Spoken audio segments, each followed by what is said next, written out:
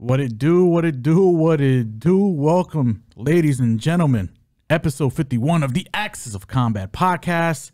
We're here to break down arguably the biggest card of the year, UFC 300.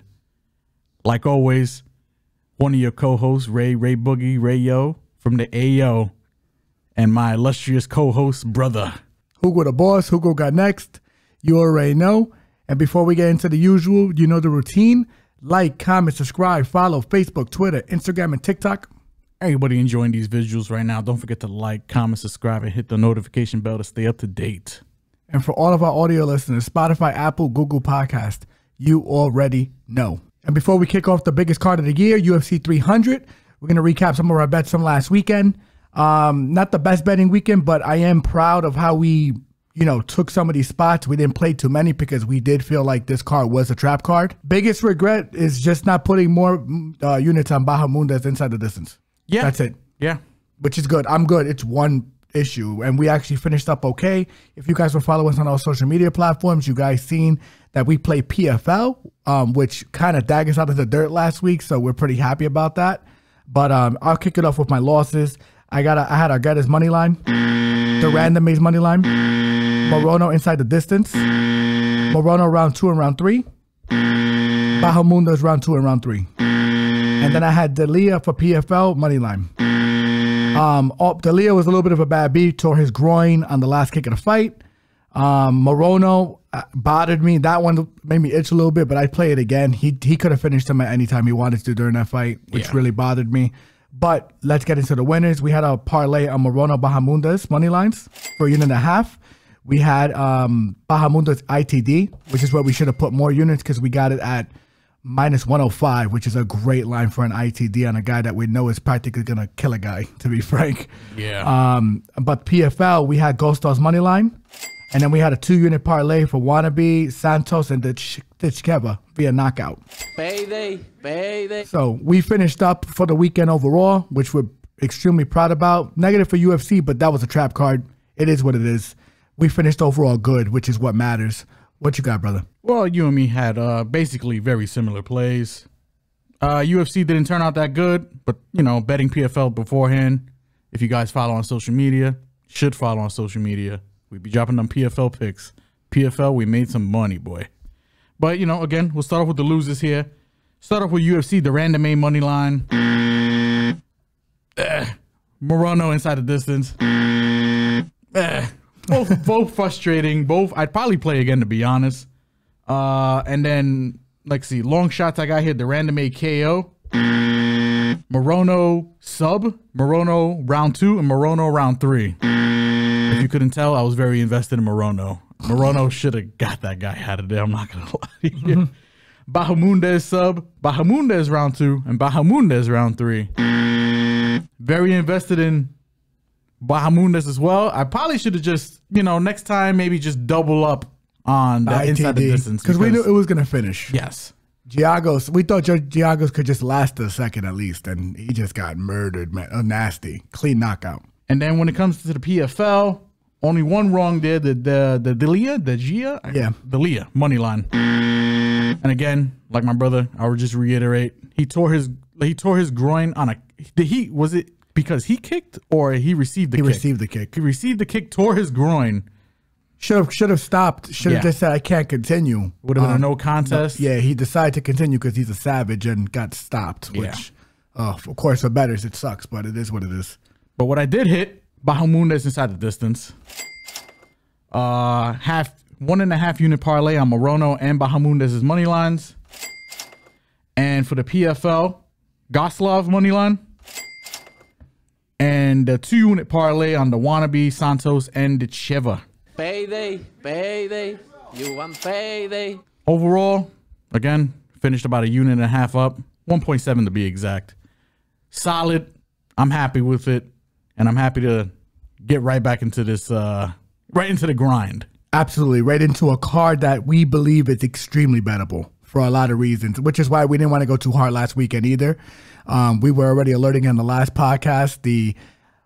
This is the last fight card prior to UFC 300, and this 300 card is stacked top to bottom. There are a lot of playable spots on this card, and we intend to spend a lot of money on this card because we feel like we can make a lot of money on this card. Spend responsibly. Spend responsibly. Yeah, you know. But we will be betting irresponsibly and No, we're gonna bet very responsibly on this card. So we're gonna find some good spots. We already got some bets down. We're gonna let you guys know, and let's jump into it. First fight on the prelims: Deiveson Figueiredo, Cody Garbrandt. What a banger to start off the first card. Well, the first fight on this card. I think every fight on this card could literally main event any other card, with the exception of like 1 or 2 fights. But banger of a way to start off the fights. Figueiredo, 22, 3-1. Fighting out of Brazil, hailing from Brazil, 36 years old. No love, Cody Garbrandt, 14-5. Fighting out of Sacramento, California, 32 years old. I'll start off on the Cody Garbrandt side. I think Cody Garbrandt is probably the better striker here. Maybe not the better striker, but definitely the better boxer. Better wrestler. Probably got the better cardio. Bigger, better footwork. This is his weight class. Former champion. Figueiredo moved up. His first fight against Font looked very good. Came in with some high IQ. Was able to get that win. I'm going to pick Figueiredo here. I think for the most part, I think it's just a matter of time until Figueiredo can really, 1, either get to Cody's chin, or 2, get a decision here. I think it's for him, it's decision or KO. I think for Cody, if you like the Cody side, pure decision. I don't see him knocking out Figueiredo. I don't see him subbing Figueiredo. Cody, probably a live dog for the most part.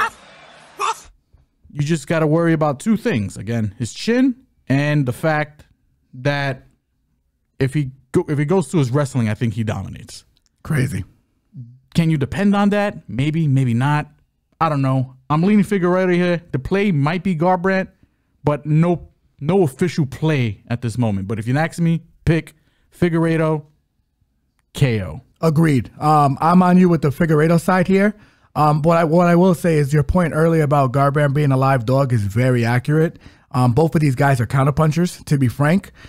Garbrandt kind of does everything better outside of grappling against Figueiredo. You know, so, and I will say he probably will mix it in this fight because he mixed it in his last 2 fights, if I'm correct. Well, except Kelleher. Kelleher, he kind of just put it on him. He just bombed him. Yeah, because Kelleher couldn't deal with his hand speed. But against Trevin Jones, 5-star Jones. 5-star. More like 2-star Jones. But no safety on that chin. And, you know. Motel 6 Jones. Exactly. But he's not a good fighter, but he does have decent pop and decent hand speed. And Trevin kind of brought out the wrestling in Cody, which I like to see. Cody's fighting a little smarter these days. I think 250 is a little disrespectful, but I get it because he hasn't beaten anybody really. Kelleher and 5-star Jones are like not in the UFC, and one I think is on the brink of being cut from the UFC, to be frank. Yeah, I mean, compared to his last 2 opponents, this is literally a relative big, not big, but a decent sized step up. Correct, but he did call for the fight. I think he sees some holes he can exploit. As long as he doesn't get into a firefight, which I think he's going to have a hard time avoiding, he can win this fight. But I think you're right. I think if you want to take a long shot play on the dog, you bet Cody Garbrandt by decision. I don't think he's knocking out Figgy in this fight. I think Figgy's too smart. I think Figgy's going to be a little faster with it, a little more quick because he's just a smaller man. Yeah. And he's going to be able to cover distance. But if you're asking me, Figueiredo for the knockout. Next fight on the prelims. At lightweight, we got Bobby Green, King Bobby, going one-on-one with A10, or by his noodling nickname, Jim fucking Miller. Bobby Green, 31-15-1. Fighting out of Cali, 37 years old. Jim Miller, 37-17-0. Fighting out of Jersey, 40 years old. This fight, excellent fight. You'll hear it here. You're going to hear it there. Jim Miller was on 100. Jim Miller was on 200. Now Jim Miller's on 300. Jim Miller started off as a grappler. Has developed very late into his age as a all right striker. But I think Bobby Green's the side here. I agree.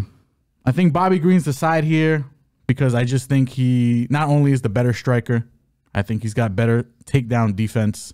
I think if you like Jim Miller, bet him a knockout. Bet him by knockout and maybe bet him early. I think Jim Miller is probably at his best in the first round, second round. Then he starts to kind of tire out a little bit and then lean more into his grappling.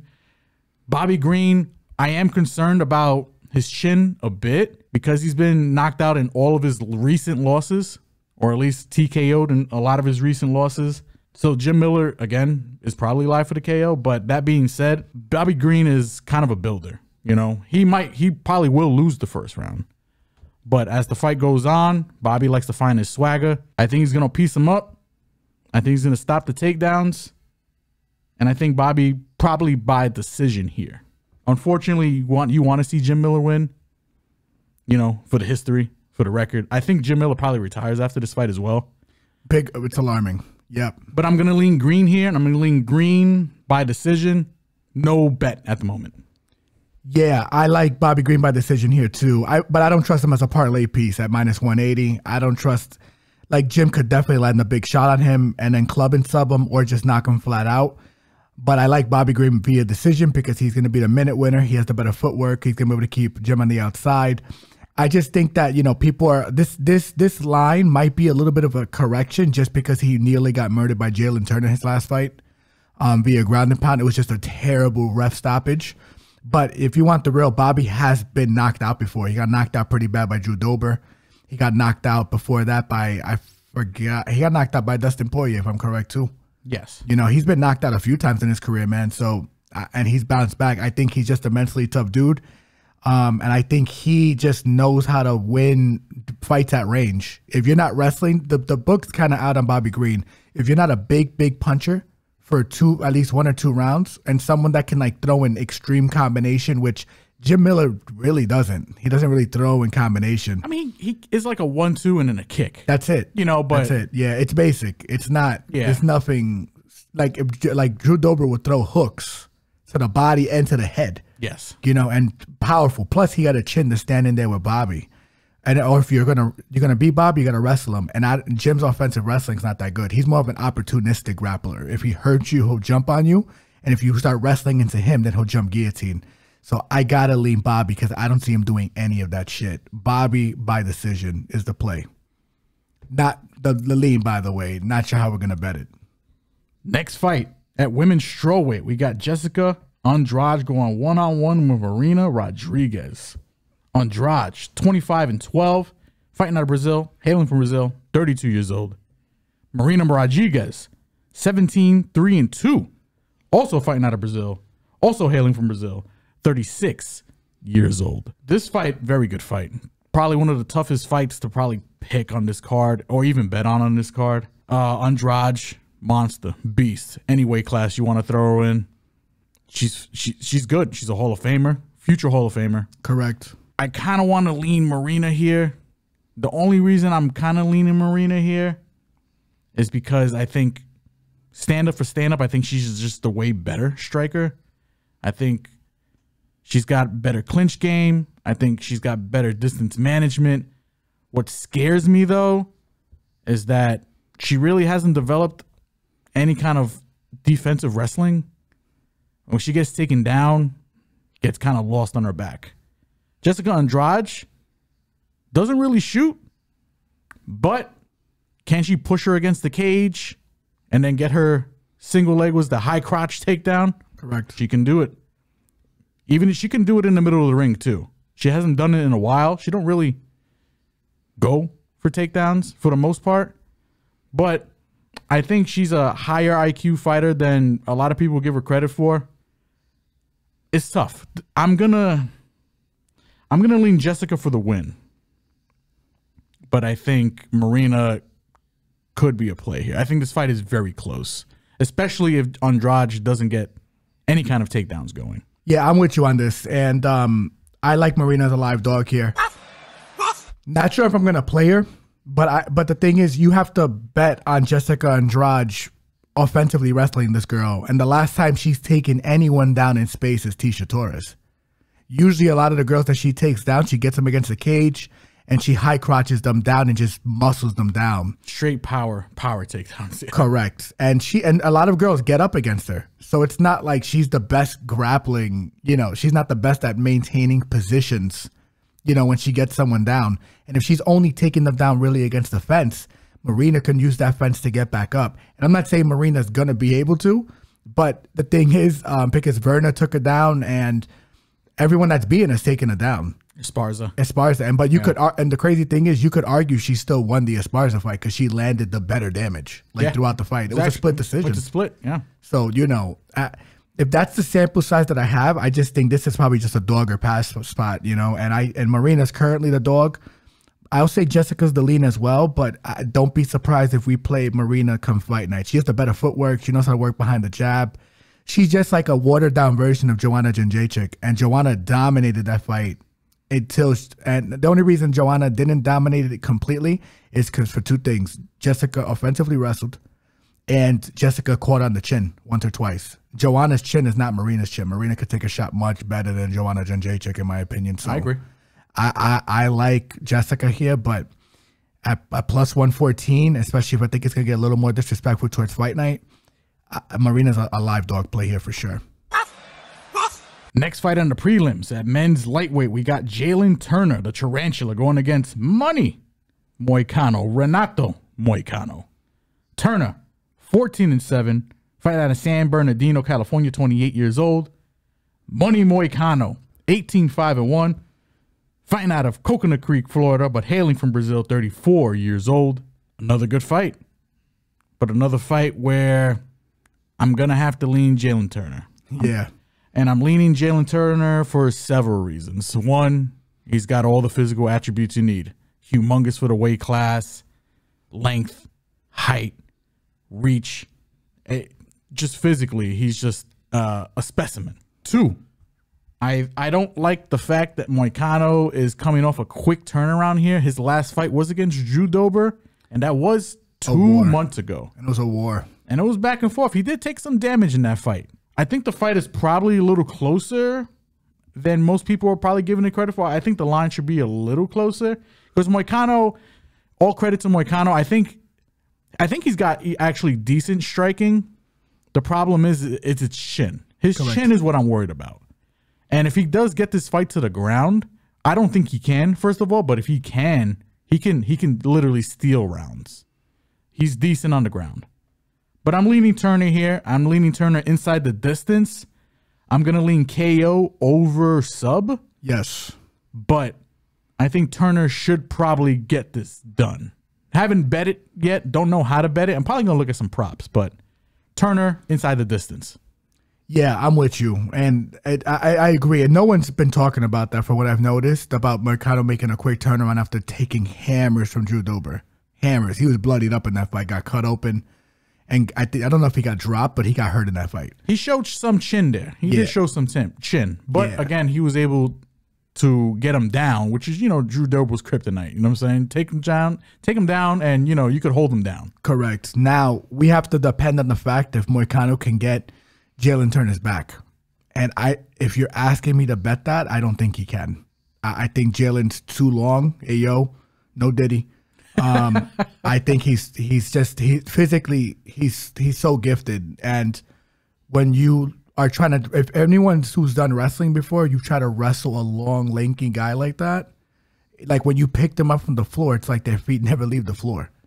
And they're just a nightmare to get on the floor because their center of gravity and especially their lanky limbs, they can always post when they're about to get taken down and, you know, have good footing and good balance before they crumble, you know, before gravity and whatever kinetic energy is being used to throw them to the floor. Yeah. I think Jalen's a tough matchup for him, and Jalen's probably the biggest puncher he's faced, which I think Jalin hits harder than Drew Dober. Yes. I'll go that far because you see him, he has the death touch. Like he hits dudes with the right or left hand and they fall down. Ask Bobby. Yeah. Nasty shit. Yeah. Nasty shit. You know, so, and he can sub him, but if you're asking me, Renato's nasty on the floor. So I'm going to lean Jalin via knockout here. Probably early. Next fight on the prelims, men's featherweight, we got Sodiq Yusuff, Super Sodiq, going one-on-one with Diego Lopes. Sodiq, 13-3 overall, fighting out of Maryland, hailing from Nigeria, 30 years old. Diego Lopes, 23-6, fighting out of Brazil, actually fighting out of Mexico, hailing from Brazil, 29 years old. Great fight. This is another fight where I don't think it would headline necessarily, but be a fight night. It's definitely a fucking very good fight. Sodiq, listen, you seen his last fight against Barbosa. Excellent striker, good leg kicks, got speed, decent offensive grappling, but doesn't really go to it. A little bit of a suspect chin. I wouldn't say suspect chin. I would say I will. Yeah, I would say you can hit him there.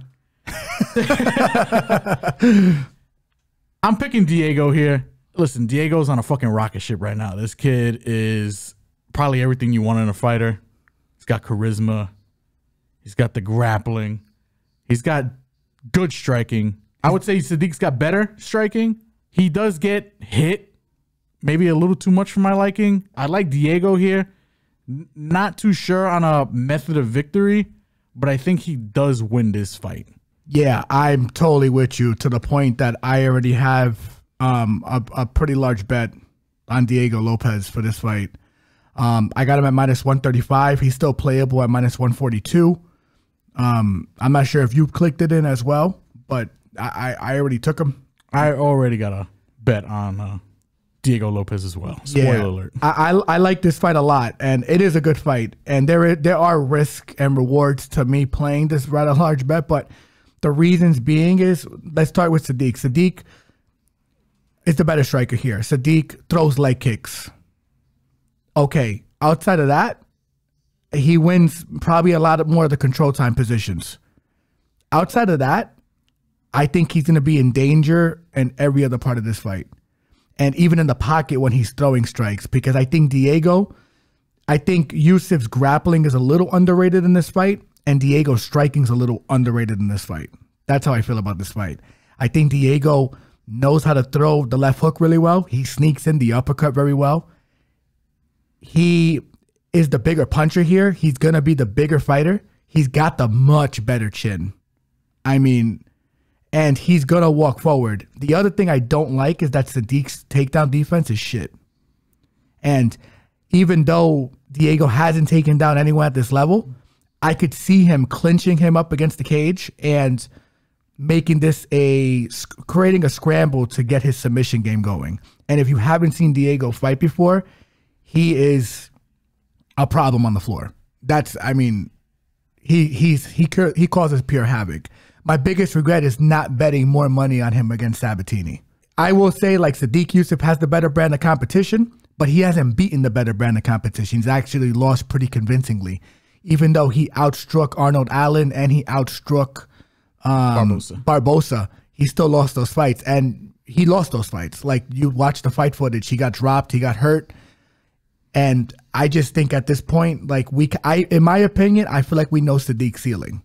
Not to disrespect him, because I do like him. I do like him a lot. And I hate fading him like this too. But I just feel like Sodiq is going to have a hard time keeping this guy off of him. And, you know, they're going to pump it like he's a big puncher. He's not a big puncher, in my opinion. He's got great, precise striking. And he's going to hit Diego. Can he keep Diego off of him? This almost feels like the reason I wanted to play Benoit Saint-Denis. You know, and the reason we did play Benoit Saint-Denis. But I do, like, this, so you got to bank on Sodiq hitting like Dustin Poirier. Yeah. Which he does not. I don't give a shit what anybody says. I've been seeing and reading that a lot of people saying, yeah, he hits very hard. I think he looks the part. I think he hits hard. I also think he is an underrated wrestler, but he does not want to go to the floor with this guy. No. The only issues with the book on how to beat Diego are two things. Either you have to pitch a pitch-perfect match against him in a pretty much a structured, organized kickboxing match, or you got to wrestle him. And even wrestling him is danger. Both are danger. Like, because Mozart wasn't deep, but one of the deepest arm bars you're going to see on that guy. And he took that fight on 3 days' notice. So, is Sodiq going to wrestle him? I don't think so. You can't count on him to do it. I don't think so. I don't think he's going to wrestle him. And you can depend on these guys to do is the cage push. But if it gets anywhere with the grappling where the bodies are touching, I'm going to take the bigger, younger, more dynamic grappler to figure it out. I like Diego. I already have a pretty big bet on him, but his money line, we'll see how else I'm going to play this fight, though. Diego Lopes. Next fight in the prelims at women's bantamweight, we got Holly Holm, the preacher's daughter, going one-on-one with the debuting former Miss PFL herself, Kayla Harrison. Holly Holm, 15-6 overall, fighting out of Albuquerque, New Mexico, 42 years old. Kayla Harrison, 16-1, fighting out of Coconut Creek, Florida, 33 years old. I think it's pretty obvious. I think I'm going to lean Kayla Harrison here to win. I think this is, I don't want to say it's a setup fight, but it's pretty much like a showcase fight. I think they want Kayla Harrison to kind of shake things up in this division. Bantamweight is a little stale in my opinion. And I think Kayla is young enough and dominant enough to really shake things up. And with elbows being legal, well, I mean, they've always been legal, but in the PFL, they're not, because it's tournament style. They need you to be able to compete in 3 months. Yes. I think she's going to be able to get in on Holly and do some nasty ass things to Holly. I'm going to lean Kayla here. I think Kayla wins probably inside the distance. I'm going to lean KO over sub because she's kind of a methodical on the ground. When she gets you on the ground, she'll change position. She's more position over submission. But if she wants to get, once she slows down or gets a little tired, she will go for the sub. I'm going to lean Kayla here. I think she wins. Nothing against Holly. You know, great fighter. A little over the hill. And I don't think she can do what she did to Ronda, if I'm being completely honest, because that would probably be her game plan. Correct. I would bet Holly if I thought she was still physically capable of doing to what she did to Ronda to do it to Kayla Harrison. And she's not there anymore. She's more of a grappler / hold you against the fence type of fighter at this point in her career. She's 43 years old, if I'm correct. Kayla Harrison's 34. The only thing that worries me about Kayla is making this weight at 135. And do I think she's going to make it? Yeah. I think she will. She's a professional. Yeah. And you're banking on her looking decent, but the fact that this is not a 5-round fight, if this is a 5-round fight, I'd be more tempted to play Holly. Just because when you deplete your body that way, you're going to have like certain gas tank issues. And I would give Holly probably the cardio edge in a 3-round or a 5-round, but especially a 5-round. Correct. But I do think Kayla is, you know, unlike Ronda, Kayla's the way better wrestler. She'll shoot a blast double on you and a good one too. She'll catch you overextending on one punch. You could throw a little hook. She'll get under your hips and throw you down. And when she's on top of you, she's a gorilla. And she's a better striker than Ronda. She's not a great striker, but she's got serviceable striking. But enough striking where she can get in on you. And she's the better athlete. Yes. Let's just call it like it is. She is a gorilla. And the last girl, you were showing me actually a picture of the last girl that she was allowed to use elbows against. This girl was a bloody mess. Yes. It was bad. Like she looked like when they dumped the blood on her on Carrie in that movie. Carrie. That girl, what's her name? Yeah, Carrie. You know, like they dropped I think it was like pig's blood or some shit. Some shit like but that. But it looked just like that. It was like disgusting to look at. It was something bad. Out of a horror movie for sure. Yeah. Like she went into a room where several people were murdered. And then she ran out of it. She might have been a victim. She might be looking over her own body like, oh shit, I am dead. So I like Kayla, and I think I like Kayla inside the distance here, just because she's gonna use elbows. And I know people are like pumping up the Aspen Ladd stuff, but I think she just wasn't getting up for those fights, man. Nah, I think she was already like, yeah, last fight on my contract, I'm just gonna fucking mail this one in. I already did everything and accomplished everything I need to do in this fucking PFL joint. Yeah. You know, yeah, you lost to Pacheco the third time. How do you run it back? Because she beat her ass the first 2 times. Correct. And you give anybody enough fucking time and experience against somebody, they're gonna eventually figure it out. And you know, like again, she did everything she needed to do in the PFL. This is a new challenge for her, and I think she fucking gets it done handily. Handily, I think she's gonna make a point in this fight. And for people who are downplaying her Larissa Pacheco wins, I think you are smoking crack. That girl, she's about to fight Cyborg, and depending on the line, I'm gonna play her. Because if it's disrespectful, I'm playing her. Larissa can knock her out. Larissa can sub her. That can happen. That's how good Larissa Pacheco is. So we need to put some respect on some of the PFL talent, including Kayla Harrison in this fight. Kayla Harrison inside the distance. Next fight on the prelims, men's featherweight, we got the returning Calvin Kattar, the Boston finisher. Boo! What a terrible nickname. Going against The Funk Master, Aljamain Sterling. Better nickname, but okay. Still mid. Still mid. Kattar, 23-7 overall, fighting out of Massachusetts, 36 years old. Sterling making his featherweight debut, 23-4, fighting out of New York, 34 years old. Tough fight. This is probably another, just like the Andrade fight earlier. I go back and forth. I think I'm gonna be leaning Kattar as a dog. I think Aljo probably. It's tough. It's tough. The thing about Kattar, it's not gonna be what people were saying, where they think it's gonna look like the Sean O'Malley fight against Aljo. I don't think so. Two different styles, in my opinion. Both good strikers, but they get things done in their own way. Correct. Also, Kattar coming off of the ACL, I think it was. I think so. A little scary. Could affect his wrestling defense. Aljo, maybe an overrated wrestler, but a very good grappler. I'm gonna lean Kattar here, I think. I think Kattar is probably live. Only because I think he can hurt Aljo. I think he's smart enough to know that Aljo wants to get inside on him. Aljo, backpacker.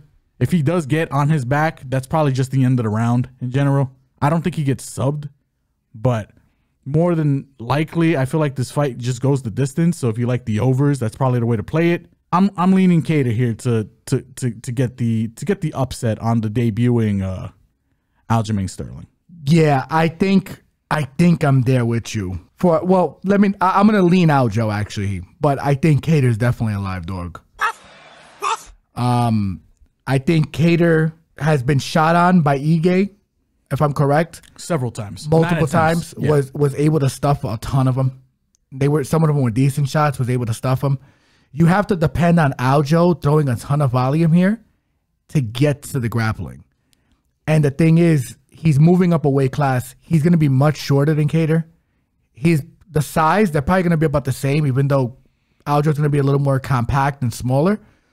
But I just think Kattar knows how to use his elbows. Kattar knows how to use his jab.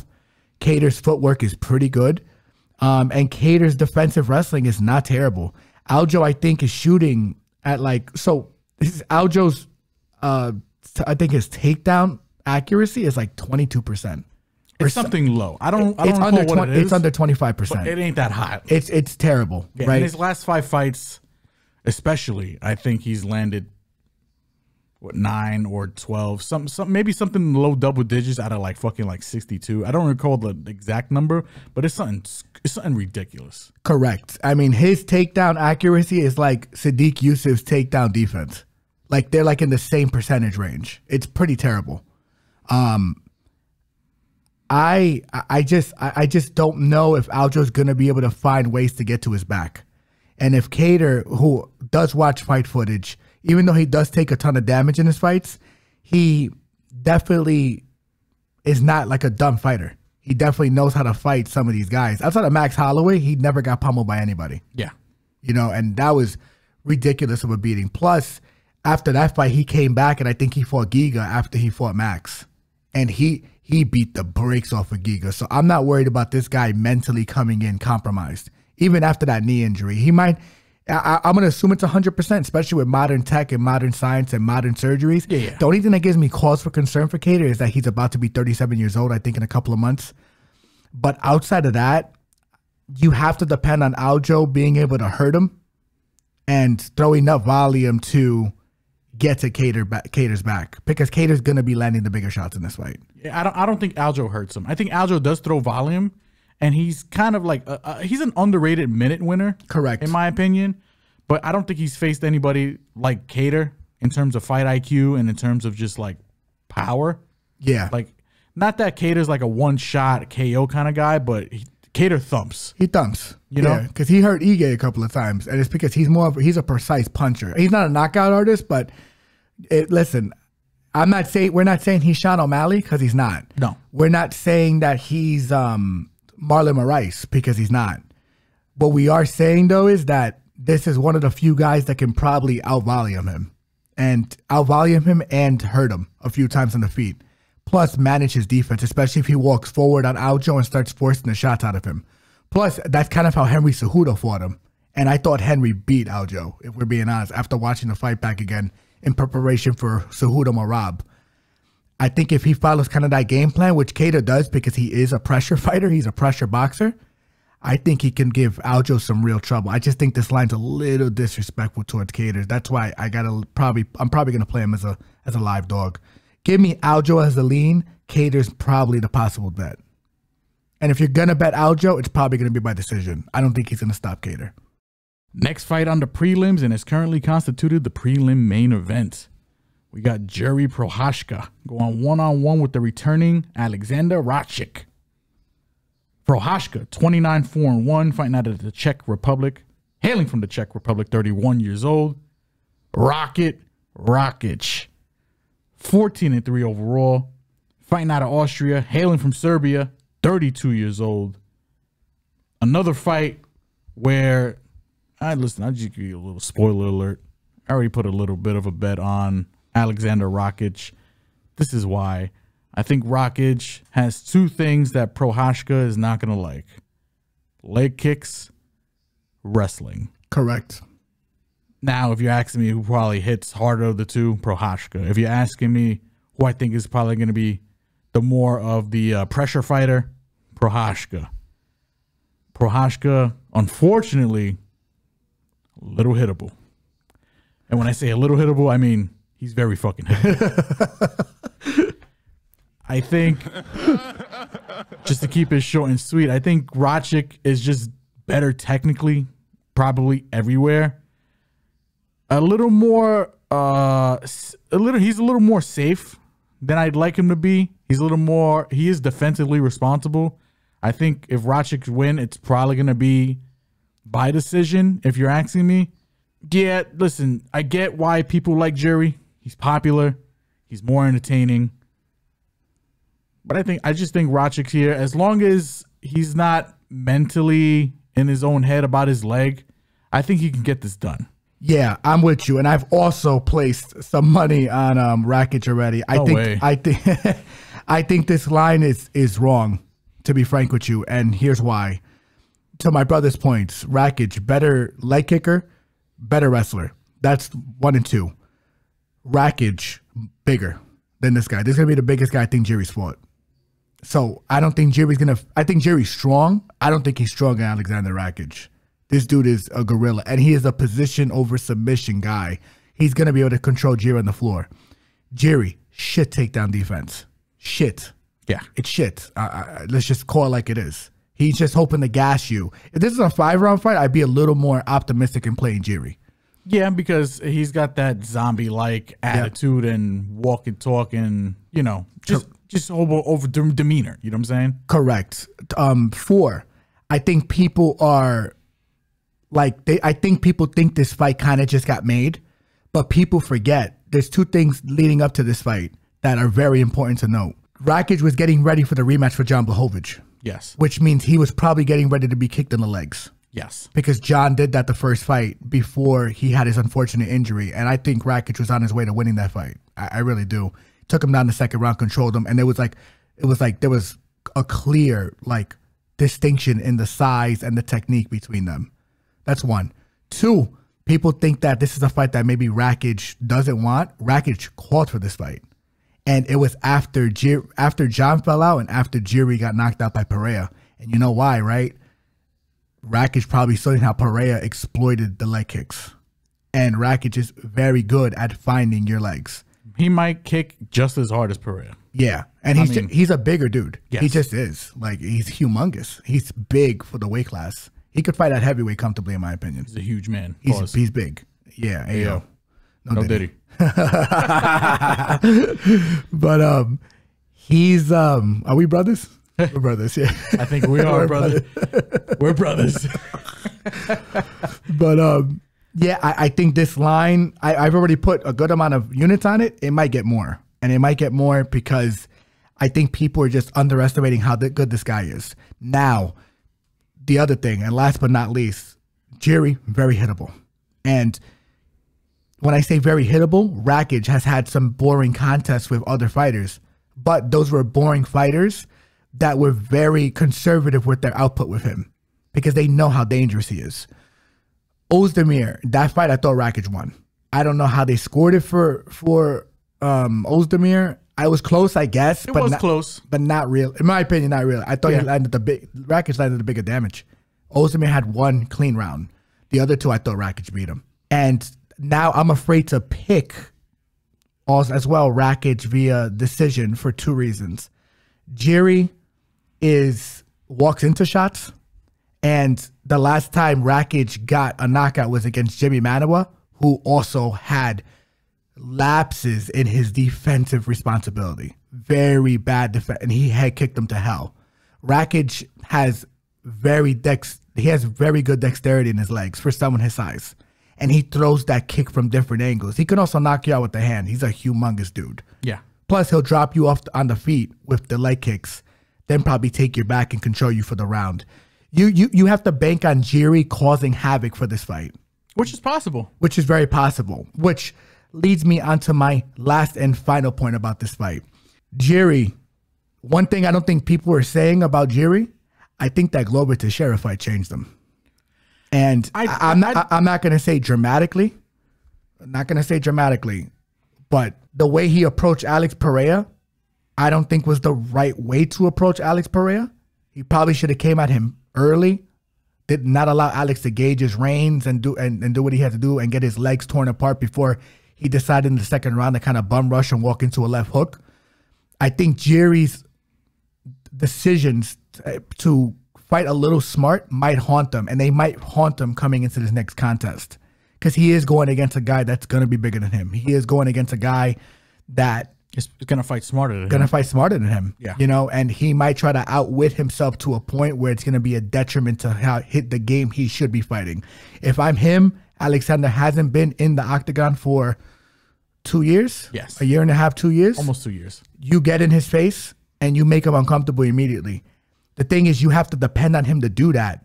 And he didn't even do that in the Pereira fight. And I think they're both equally as dangerous. I understand Pereira's a little more of a deadly with the left hook, Doris hammer. We get it. I mean, I got Pereira's fucking shirt on today, man. I'm a big fan of that guy. But if you want the real, I think Rakić is the creme of the creme in this division. And I think this might be a coming out party for him because I think Jiří is extremely hittable to the point where it's, I think Alex might make him look stupid. Like, he might make him look like he's outclassed in this fight. I think this is a line correction because he lost to Ozdemir, because he blew his knee out. But the thing is, he's also not like a 37-year-old like Hader that blew his knee out. I don't even think he's 30 yet. Or he might have just turned 30. 32. Oh, yeah, so 32. He's still young at this weight class. Very young at this weight class. And you figure that means he blew his knee out around 30. Yes. So, I like Rakić, considering he was already prepping for John and already preparing to throw leg kicks and take leg kicks, which I think is a way you're supposed to beat him. And Jiří showed in his last fight that he can throw those leg kicks. But I just think Rakić is going to outgame Jiří in this fight. And he might actually stop him if Jiří gets foolish and runs into a big shot. Aleksandar Rakić is the play. This line at -115 is juicy. I suggest you jump on it immediately. UFC 300 to kick off the main card at middleweight. We have, is this the main card starter? It is. We got Bo Nickal going one-on-one with Cody Brundage. Nickal, perfect. 5-0. Fighting out of Pennsylvania, 28 years old. Cody Brundage, not perfect. 10-5. Fighting out of Inglewood, what? Inglewood, Colorado. I was going to say California. 29 years old. He ain't from Inglewood in California, man. He's from Inglewood, Colorado. Yeah. Probably not as hard. No. Pause. Hey. Listen, short and sweet. Bo Nickal, the biggest favorite, not only on this card, but probably in UFC history. I think he wins this fight 9 times out of 10. 9.5 times out of 10. 9.9 times out of 10. 9.9 times out of 10. That being said, Cody probably live as fuck in the first round. Yes. Thing I don't like about Cody, bit of a quitter. We'll look for the way out if you show him the door. Low IQ, Maybe. Yes. I'd say so. And not the best chin. Not the best chin. But hits like a truck, will jump Gilly, like very dangerous. He can and will get most opponents out if you're sleeping on him. We don't know too much about Bo Nickal's striking here. We do know he is a fucking well-accomplished, thick resumed wrestler. I think fight ends in KO on either side is probably a good way to play it. Yes. I think if you want to play Brundage and take the lottery shot, I think first round, I think under round and a half. That's it. I think that's the way to play him. Besides that, I think Bo Nickal by whatever the fuck he wants, essentially. Yes. Cody Brundage. And I keep throwing shade at Sodiq Yusuff, but it's the reason why I don't like Cody in this fight too is because I think he's a little chinny as well too. Like if I could trust him to stand in the pocket and probably exchange without getting hurt, I probably would be a little more tempted. But the thing is, we don't even know what Bo Nickal's true potential in terms of power or striking really is. It's crazy, right? You know it's tough. Like, but that's exactly why I'm picking Diego Lopes in that fight against Sodiq. And I hate to keep circling back to it, but we're talking about Bo here, man. Come on. The reason this is going to be a short breakdown, I think it's Bo by however he wants. Cody Brundage, power on the feet. I just think he's going to. I just think he's going to have issues with Bo's wrestling, the threat of Bo's wrestling.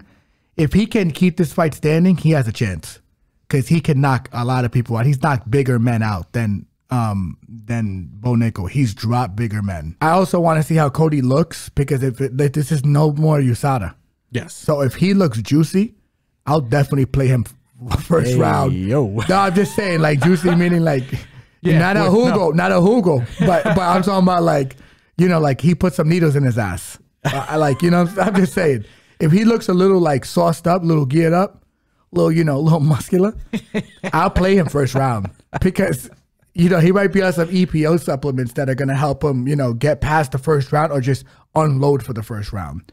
And I do like Cody's power. He has real power in his hands, very heavy handed.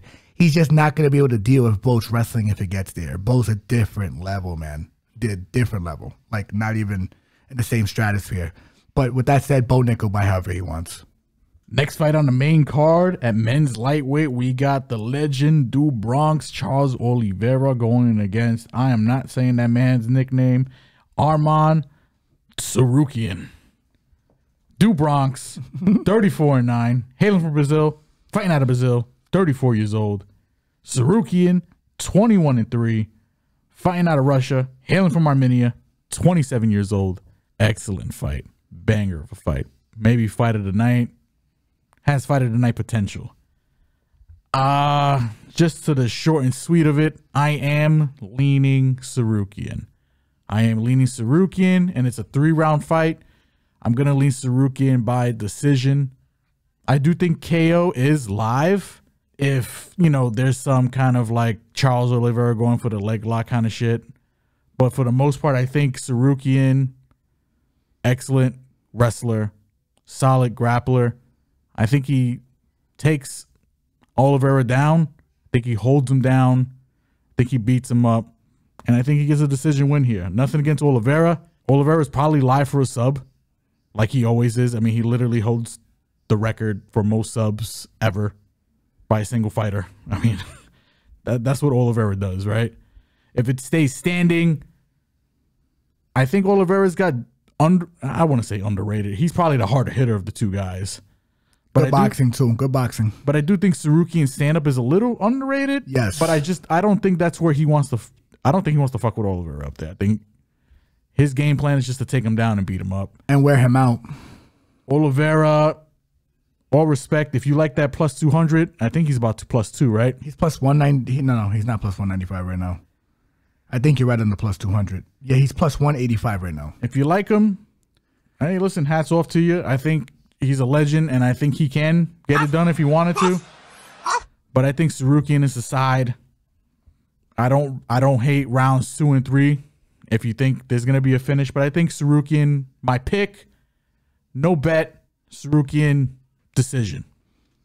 Yeah, I'm on Tsarukyan, and I said Arman, and it's Arman Tsarukyan. Yeah, Arman Johnson. yeah. I like. This is a pretty binary fight in my opinion. In a lot of ways, I think if Charles, whoever's implementing their game plan is gonna win this fight. It's that simple. Like I think if Arman, what I will say is I think Arman is not afraid to play down. Is not afraid to play in Charles's guard. No, I think his wrestling is exceptional, and I think people are forgetting that he beat Mateusz Garbrandt. And Garbrandt, everyone blows this guy off, you know, for how good. No pause. Yo. That's exactly what's happening. They riz him up, OD, and they riz up how good his jiu-jitsu and his grappling and his wrestling is. And wait, Riz or you mean Glaze? Glaze, both riz and Glaze. They riz him up and then they glaze him. You know what I'm saying? No, I'm just being real. Like that's just what it is. And you know, they glazed this dude over his wrestling and his submissions, and I thought Arman beat him. Arman was able to deal with the scrambles. He was able to create scrambles, out-wrestle him. And then let's also not forget that Arman was also able to out-wrestle Islam Makhachev on short notice in a lot of their wrestling exchanges in their initial bout. And I think people are just sleeping on how good this guy is. And I'll be honest with you, even at minus 200, I don't like to make a lot of minus 200 plays. I feel like I might take a stab if it drops down to that number again, because I got on this card late, which was my fault. But if Arman Tsarukyan drops down to minus 200, I might play him, just because I think he has more ways to control this fight. I think he can control Charles with the teeps to the leg that he throws. He throws a lot of body kicks. He also knows how to manage distance pretty well before he shoots. He's gonna be stronger. He's gonna be faster. He's going to be younger. He's going to be less shop worn. And he's also not going to be able to, not afraid to play in Charles's world. He's going to go down there with him. And I think people are going to be very surprised at how well he's going to be able to control Charles. However, do I think this line is a little disrespectful? Yeah, I do. I don't think Charles should be close to a plus 200. I think it should be like maybe, this fight should be maybe 170, 180 to like a plus 140, 150 coming back. That's how I would play it. But I just think that Arman's going to be able to control this fight in a lot of ways. And if I had to trust who is going to get hit and hurt first, I think it's going to be Charles. Can Charles hurt him? Sure. But, you know, people keep bringing up that Joaquin Silva fight with Arman. He took that fight like on 2 days' notice. Yeah. And by the way, Joaquin, that was the best version of Joaquin we got ever.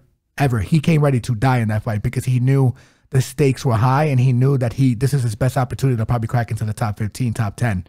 And Arman was able to weather that and stop him. And, you know, that dude's a gorilla. That dude's jiu-jitsu is filthy on the floor. And I think Neto BJJ is stronger than Charles Oliveira. Maybe not as technical, but just as technical and a gorilla. So if you're telling me Arman could deal with him on the floor, I think he's going to be able to deal with Charles on the floor. All Arman has to do, and Arman kind of said it, same thing with Islam, and they kind of clown Charles for this, which I feel bad about. You just got to stop him from getting to your back. I don't want to sound terrible, but they're kind of right. And every fight that he's won, he's gotten to the back. And once he gets to your back, it's a wrap. But their wrestling is so good, I don't think he's going to get there. And I think Charles has to catch him on the feet, which I don't know if he's going to be able to do because Arman's probably going to wrestle him down before he gets there, or Arman's going to catch him with a big shot. I agree with you with Arman's striking being underrated. With that said, Arman Tsarukyan, I'm going to go via decision too, but Arman for sure is the lean here. Featured bout on the main card. 5-rounder for the BMF title. Justin Gaethje, the highlight. Max Holloway, blessed. Gaethje, 25-4, fighting out of Colorado, 35 years old. Max Holloway, fighting out of Hawaii, 25-7 overall, 32 years old. Fight of the night, probably. This is the people's main event. BMF, baby. I'm still kind of like wishy-washy on the actual belt itself because it's not like it's terrible. It's not a real belt. It's a journeyman's belt. Let's just keep it 100. Even though Max is not a journeyman, Max is a champion, bro. Like, it's definitely a novelty belt. It's just, you know, hey man, I just want to be the baddest motherfucker. You know, I guess that's all it really is. Short and sweet. I was going back and forth on this fight, but then the more I kind of gave thought to it, the more I think we have a very, very, very live dog in Max Holloway. I'm leaning Max for the win. I think Gaethje probably gets the early rounds 1 and 2, But I think as the fight gets longer, because this is a 5-round fight, I think Max just comes on. I think Max is probably just a better overall MMA fighter. I think he's got more tools in the box. And I think he gets this done probably by decision, more than likely. I think this does go all 5 rounds.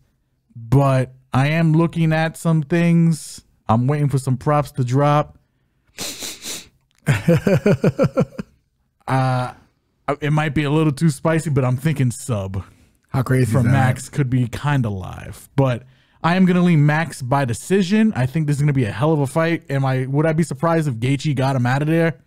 Not really. Would I be surprised if Gaethje won? Not really. But I think best is blessed. Max is the guy. That's the way I'm leaning in this fight. Yeah, I'm not as confident as you on that, but I do think Max is a live dog. I'm going to lean Gaethje. I'm going to lean Gaethje just because he has more experience fighting at this weight class. He's the bigger puncher. Yes. And I think he's going to be able to land bigger damage on Max in this fight. However, one thing I will say, I think Max is live for a lot of reasons. If you look at how Max has been fighting, and this is why I'm with you. I might even, listen, by fight night, this is one of those fights where this lean might even just be a Max side. Hey, I mean, listen, I think the line is correct. I think, again, Justin should be the favorite. Correct. He is the harder hitter. This is his weight class. And, I mean, Gaethje, hard to get out, chin, solid. And I think as of late, he's been fighting smarter as well. So it's like, IQ-wise, I mean, I'm going to lean Max, but, at the same time, I think it's just a good fight. It's a great fight, and here's another reason, and here's another couple of reasons why why Max is definitely live. Why my lean might be a lean towards Max. I just got to see a little more and look into it a little bit more. 2 reasons. One reason that I need to look into it. I heard that there's a lot of footage of Max wrestling, in his training camp. It's been released. Apparently, it's somewhere on the web. On the dark web. On the dark web. And Max is by far a much better grappler than Gaethje. Not a better wrestler, by the way. So listen to me very closely. Do I think Max is going to get him to the floor? I think he might have to surprise him. But if he surprises him and gets him to the floor, Max is a way better grappler. And he's good with the head and arm series. So if Gaethje's scrambling back up, which he kind of just stands up. He doesn't really... There's no technical stand-ups from Gaethje. No, there isn't. And that's how kind of Khabib got him. Because he was just trying to stand up. He wound up taking his back. And then, after that transitioning, and Gaethje, the way Oliveira and Khabib went through him was like a hot knife through butter. It was like a white belt versus a black belt. I don't think Max is a black belt, but I think Max is a brown belt. Max is a high-level purple belt. And with that said, Gaethje has no grappling because he doesn't really rely on it. He hopes that the fight kind of stays standing, and he has enough defensive wrestling to kind of keep the fight standing more times than not. With that said, he's been more susceptible to the takedowns last couple of fights. With that said, Max Holloway has gotten the takedown on Yair Rodriguez, and it came very sporadically. It was a very good shot. I think Max's wrestling very underrated. So is his grappling because he has the capability of subbing people. I think he subbed Ricardo Lamas. No, he didn't sub Ricardo Lamas. He subbed. He almost subbed the Korean Zombie. He actually has a sub on somebody else via Darce choke, if I'm correct, early in his career. But regardless, he went to the grappling in the Korean Zombie fight and the Yair Rodriguez fight. And he pretty much jumped on it when the opportunity came, but he did kind of create the scrambles with Yair Rodriguez in terms of the wrestling to get him to the floor. If he can surprise Justin, I do think he can win minutes with the grappling here because he is the better grappler.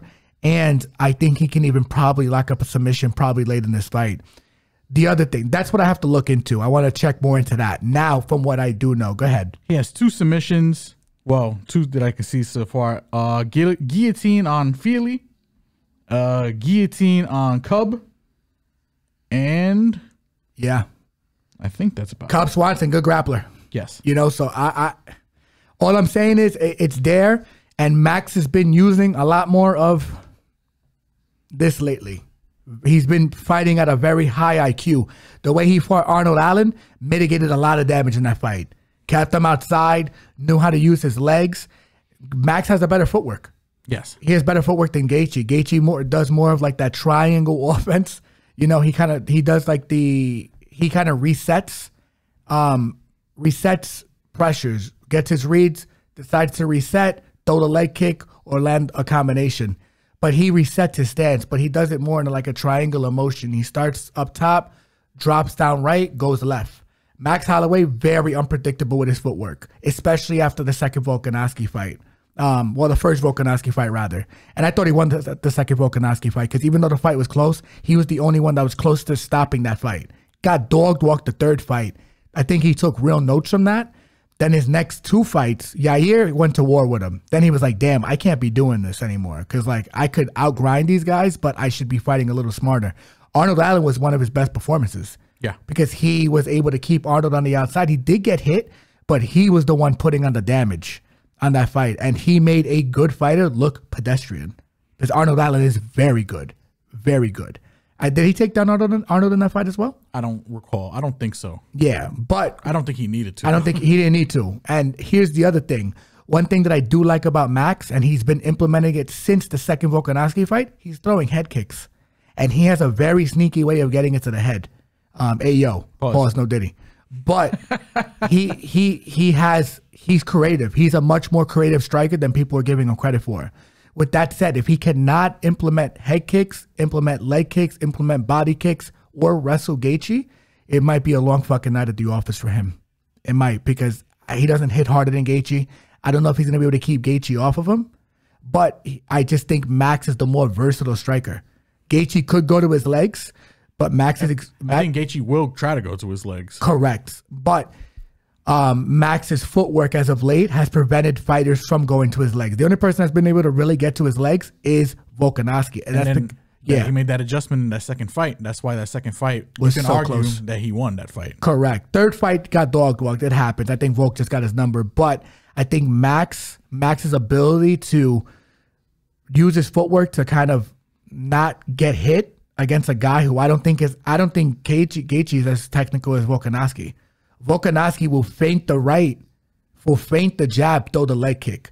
That's not really Gaethje's game. He kind of just unloads, you know? He'll throw some feints, but it ain't, again, you're right. He's not as technical as Volkanovski at all. No, Volkanovski's a monster. Yeah. And, you know, especially the one that fought Max 3 times, you know? And I think that's the reason why Max might be live, because he may not be able to hurt Gaethje with the hands, but he can hurt him with his legs.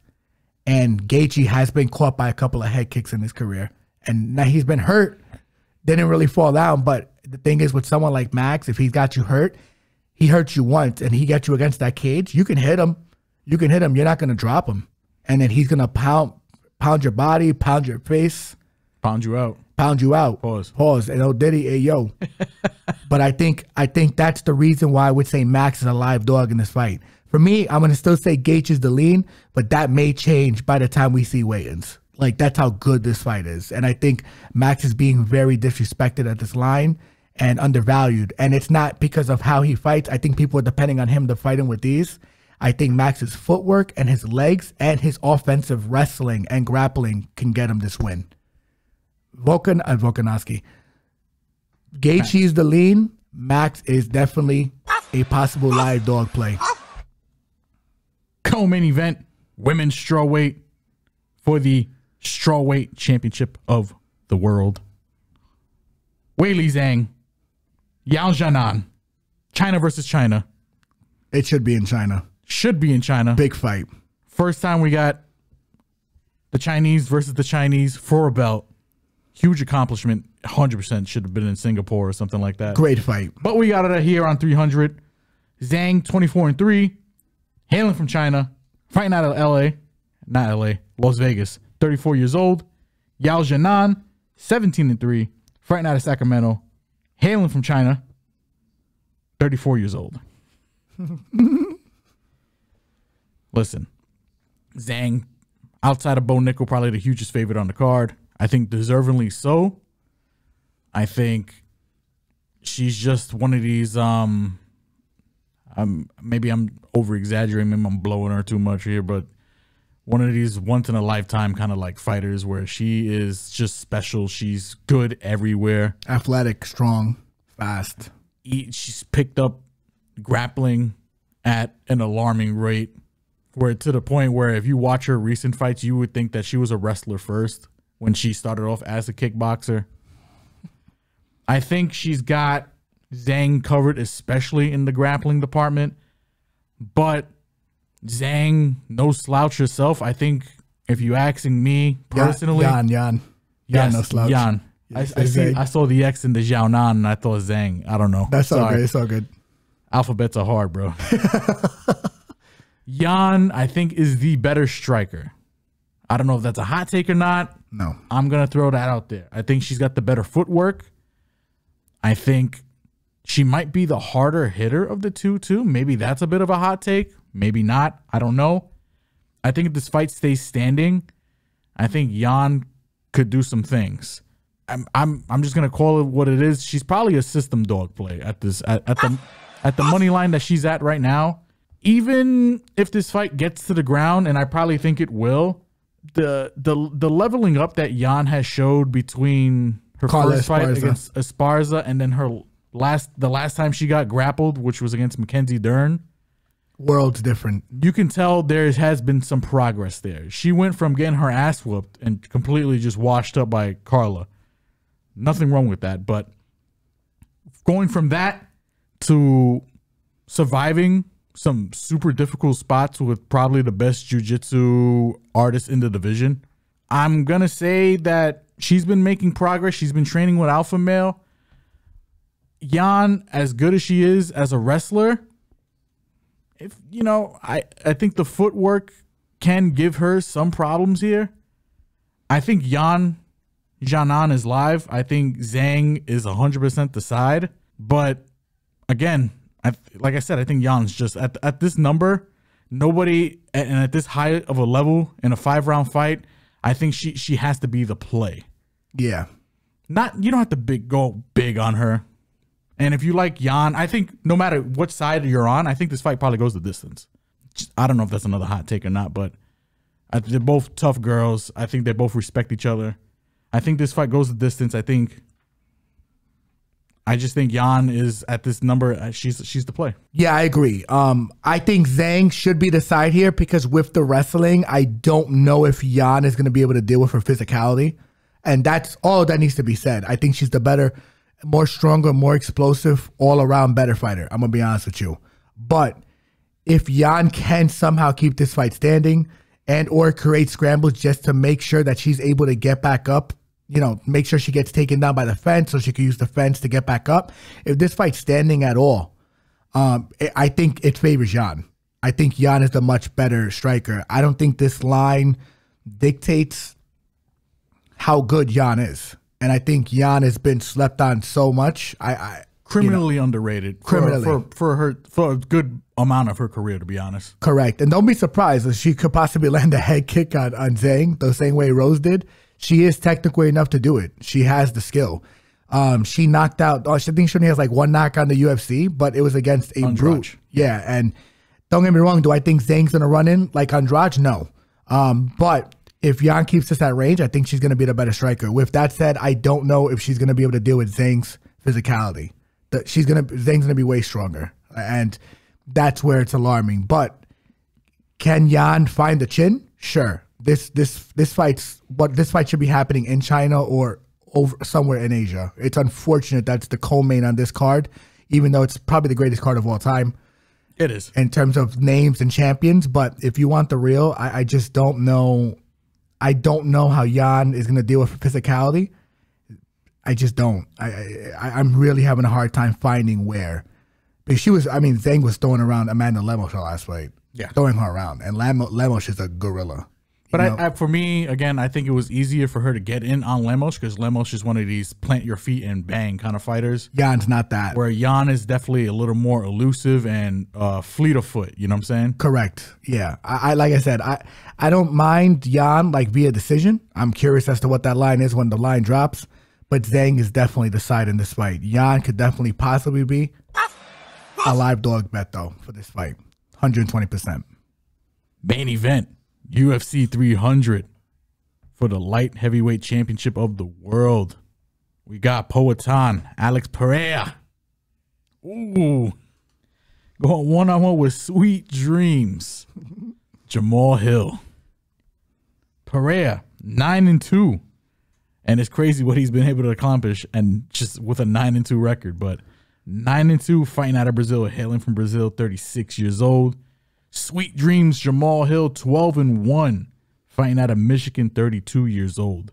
I think I'm gonna lean Pereira as the rightful favorite. I think this fight is close. Pereira can that right. I think his check left hook is gonna be there. That being said, Jamahal Hill throws volume, not afraid. He ain't gonna wrestle nobody. This is gonna be a stand-up fight. Fight does not go the distance. Violence. Fight ends in KO. And I think the furthest this fight probably goes is the 3rd round. Dog or pass, I don't blame people picking Jamahal Hill. That Jamahal Hill money is coming in. And if you like the Pereira side, like I do, I think you just wait. It could be a pick 'em by fight night. But if you like the Jamahal Hill side, get in on it. Or just bet both by KO, because I really don't think this is going the distance. Excellent fight. Does Jamahal Hill reclaim the belt he never lost? Who knows? Does Pereira make history by defending this belt in a weight class that he just came up to and completely dominated? Who knows? But I love this fucking fight. What about you? Yeah, I'm with you. This fight, from a betting perspective, I feel like is a big fucking stay away. It can be, and it probably is. But because I don't like, there's so many reasons to like both of these guys. Jamahal, the best boxer Pereira's fought, actually went to seek the guidance of Stylebender for some tips on how to beat him. Pereira, working with Glover Teixeira. Beat Stylebender. Yeah. I mean, it's the truth. You know, Glover Teixeira, working with that, you fucked me up. He's working with Poetan. Glover went 5 rounds with Jamahal. Knows where he's strong at, knows what he does good. There's 5 rounds of footage there. With that said, I'm going to slightly lean Pereira in this fight. And the reason being, Jamahal Hill coming off that Achilles rupture.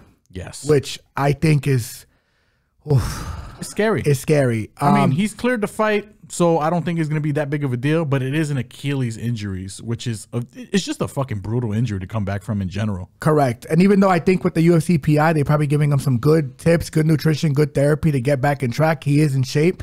He does stand a little too heavy on that lead leg for me. And even though he is a southpaw, Pereira can switch stances and throw that untelegraphed kick to the legs. Yes. And pick them apart. And Jamahal does not like leg kicks. No. At all. And the thing is, you can't take too many from this guy, because by the time you take by the time you hit 2 or 3, maybe even 3 or 4, you're compromised, man. You can't step hard. It's going to be harder for you to shoot. I've never seen Jiří visibly dance like that from leg kicks. I've never seen a lot of guys, even Stylebender, visibly dance from leg kicks like that. And it's because Pereira doesn't telegraph him, so you can't check him. And he thumps. He thumps, man. Everything he throws hurts, you know? With that said, do I think Jamahal Hill is live in this fight? Absolutely. 100%. I think Jamahal is going to have the better cardio in this fight. Yes. Jamahal Hill, I think, has the better chin. I'll go that far. I'll go that far. I think if he hits Pereira, he can knock Pereira out. Even though if Pereira hits him with that left hand, Pereira knocks anybody out. Knocks anybody out. Yeah. But what I will say is Jamahal doesn't really overextend too much on his punches either. He knows how to stay behind his jab. He knows how to stay behind the right hand. He'll volume you. He won't overextend to kill you. You know, he does have the wrestling upside in this fight. He does, but he won't go to it. He won't go to it. He's never offensively wrestled. Yeah. Pereira, Jamahal has a more opportune opportunity to throw his punches down the pipe and get to A to B a lot faster than Pereira does with his hooking shots and some of his other shot selections, even though he does throw a jab, and he does throw a jab to the body as well as a straight to the face. With that said, like I said, Pereira's the lean. That lean, just like the Max Holloway fight, may change come close to the fight night. This is the toughest fight in the card to call. And I think that's why it's such a good main event. It's literally like a 50-50 fight, I think. If Jamahal Hill was active and didn't miss time, I'd probably be picking Jamahal. Yes. But if with Pereira being active, doing what he's done in the last couple of fights, and his power clearly carries because he caught Jiří with a short left hand. Short. It wasn't clean. It was just short and pummeled him. Yes. You know, it was an early stoppage in my opinion, but I'm not good. That's not Pereira's fault. I think that fight probably wasn't going to turn out that well, to be honest. Even if it didn't get stopped early. He landed him out. Yeah. He landed him out when he fell back. You know, I mean, he would have smashed him. He probably would have smashed him. Pereira is the lean. Jamahal Hill is a possible bet. But I might just stay away from this fight and not bet it out. I might just enjoy it. It's that damn good. But I love the violence in this fight as a parlay piece. 100%. I don't think this fight's going on 5. And that does it, ladies and gentlemen. Top to bottom. Probably the best card of the year. Possibly the best card of the year. Rumored Conor McGregor announcement at the press conference. Stay tuned. Who knows? But that being said, good luck with this card. Have fun. Enjoy it. Bet responsibly. Or irresponsibly. I'm not giving you any kind of crazy advice. I think you should bet responsibly on this card. But, hey. And before we close out, this beautiful UFC 300 card that we're blessed to have, it's got the most champions ever on the card. It's an amazing card. Yes. Some other notable fights for this weekend. We have big baby Jared Anderson fighting this weekend. He should knock this guy out that he's fighting. I have to do a little bit of homework to figure out when the rounds are going to be.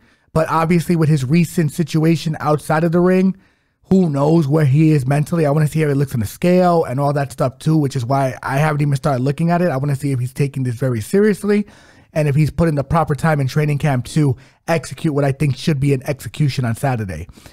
Outside of that, you guys need to follow us on social media platforms for not only that bet, but we also have PFL coming on this Friday. This Friday, if you can't wait till Saturday, you can get your MMA fix on Friday. Correct. Sada Busai and Tom Wilkinson on that card. It is a decent PFL card. I will give PFL a lot of credit. Their pacing has been a ton better, which I'm happy about because you would be waiting 25 minutes in between fights like a boxing fight, which is god fucking awful. But please tune in to all of our social media platforms for our bets. You already know where to find us. And with that said, you guys already know the routine. Like, comment, subscribe, follow Facebook, Twitter, Instagram, and TikTok. Everybody enjoying these visuals right now. Again, don't forget to like, comment, subscribe, and hit the notification bell to stay up to date. And for all of our audio listeners, Spotify, Apple, Google Podcast, you already know. And we just want to give this last minute to shout you guys out. We love you guys. We're doing really well with how we're tracking. A lot of the interaction we've been getting with you guys. More is always better. So please keep it coming. We're going to be making some innovations to this podcast. And yes, I'm going to put our proverbial nuts down on the table to say that it will be executed by the next time we get on for episode 52. So please tune in. We have some more projects going to be laid out. We love you guys. We're off next week after this card because UFC 300. Then we have the week layup. Then we have the following card after. Love you guys. See you guys in 2 weeks. Holla at ya. Take it easy. Love ya.